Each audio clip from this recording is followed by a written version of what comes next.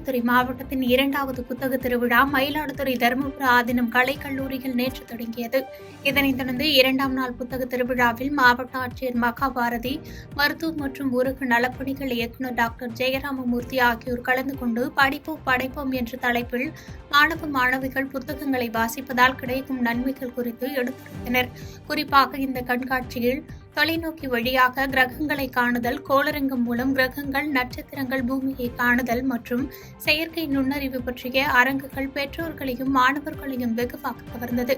முன்னதாக பூம்புகார் சட்டமன்ற உறுப்பினர் நிவேதா முருகன் இதில் கலந்து கொண்டு வெற்றி பெற்ற மாணவர்களுக்கு பரிசுகளை வழங்கினார்.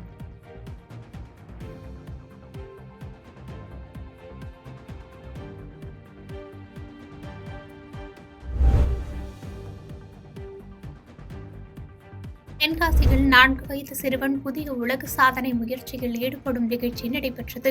தென்காசி பள்ளியில் யுகேஜி படித்து வரும் மகாதேவ் யாதவ் என்ற 4 வயது சிறுவன் 12 கிலோமீட்டர் தூரத்தை தொடர்ச்சியாக ஸ்கேட்டிங் மூலம் கடந்து உலக சாதனை முயற்சியில் ஈடுபட்டார்.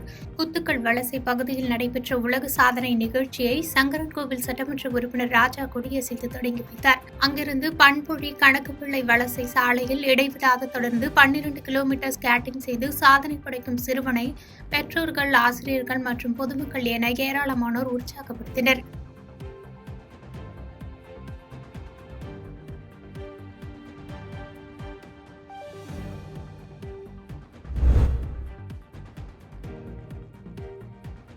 திருப்பூர் தென்னம்பாளையத்தில் உழவர் சந்தை செயல்பட்டு வருகிறது. இங்கு தினமும் மாவட்டத்தின் பல்வேறு பகுதிகளில் இருந்து விவசாயிகள் தாங்கள் விளைவித்த பொருட்களை விற்பனைக்கு கொண்டு வருகின்றனர். இந்த நிலையில் தென்னம்பாளையம் பகுதியில் சாலையோரம் வியாபாரிகள் பலர் கடைகள் அமைத்து காய்கறிகள் விற்பனை செய்வதால் விவசாயிகளுக்கு விற்பனை பாதிக்கப்பட்டு வருவதாக வேதனை தெரிவித்து வந்தனர். இந்த நிலையில் பல்லடம் சாலை, தென்னம்பாளையத்தில் சாலையோர வியாபாரிகளை நிரந்தரமாக அப்புறப்படுத்த வேண்டும் என வலியுறுத்தி விவசாயிகள் காய்கறிகளை சாலையில் கொட்டி மறியல் போராட்டத்தில் ஈடுபட்டனர். 1 மணி நேரத்திற்கு மேலாக நடைபெற்ற இந்த மறியல் போராட்டத்தின் காரணமாக பல்லடம் சாலையில் போக்குவரத்து பாதிக்கப்பட்டதைத் தொடர்ந்து காவல்துறையினர் மற்றும் மாநகராட்சி அலுவலர்கள் போராட்டத்தில் ஈடுபட்ட விவசாயிகளுடன் பேச்சுவார்த்தையில் ஈடுபட்டதைத் தொடர்ந்து போராட்டம் கைவிடப்பட்டது.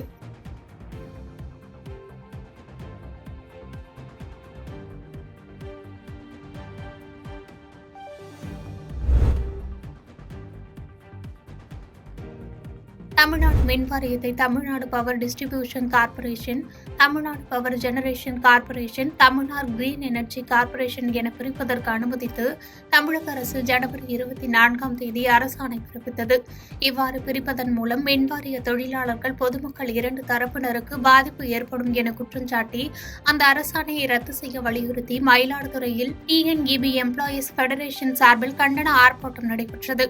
மயிலாடுதுறை மின்வாரிய கோட்ட செயற்பொறியாளர் அலுவலகம் முன்பு சங்கத்தின் திட்ட உபத்தலைவர் தனசேகரன் தலைமையில் நடைபெற்ற ஆர்ப்பாட்டத்தில் மயிலாடுதுறை சீர்காழி கோட்டங்களைச் சேர்ந்த மின்சார தொழிலாளர்கள் கலந்து கொண்டு கோரிக்கைகளை விளக்கி பேசினர். ஆர்ப்பாட்டத்தில் பங்கேற்றவர்கள் கோரிக்கைகளை நிறைவேற்ற வலியுறுத்தி கண்டன முழக்கங்களையும் எழுப்பினர்.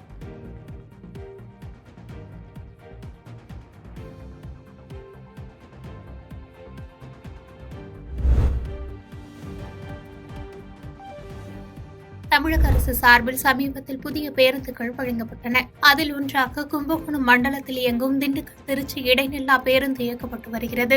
இந்த நிலையில் திண்டுக்கல் பேருந்து நிலையத்திலிருந்து புறப்பட்ட இடைநில்லா பேருந்து அரசு மருத்துவக் கல்லூரி மருத்துவமனை வழியாக சென்று கொண்டிருந்த போது கல்லறை தோட்டம் அருகே பழுதாகியது.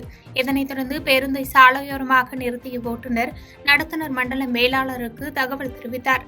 இதற்கிடையில் சுமார் அரை மணி நேரம் சாலையில் பரிதவித்த பேருந்து பயணிகள் நடத்துனரிடம் வாக்குவாதத்தில் ஈடுபட்டனர். மேலும் மாற்று பேருந்து வராததால் அவ்வழியே வந்த திருச்சி செல்லும் பேருந்தில் முண்டியடித்துக் கொண்டு ஏறி செல்லும் நிலைக்கு தள்ளப்பட்டனர்.